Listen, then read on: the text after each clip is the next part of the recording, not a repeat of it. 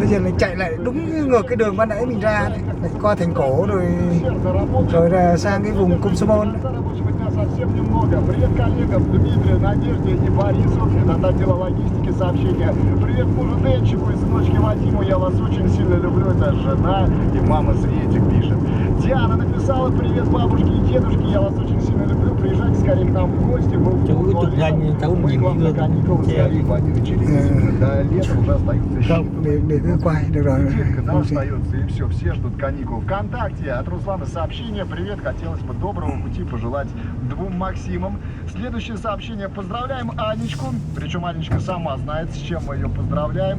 И привет любимому Ростову от Вали сообщение. Кстати, скоро Ростову-на-Дону и ТФМ Ростов-на-Дону исполняется 15 лет, как раз 1 июня.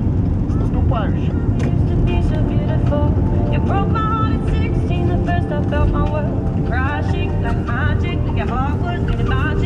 Chạy một tí nữa quên tay lái ngay.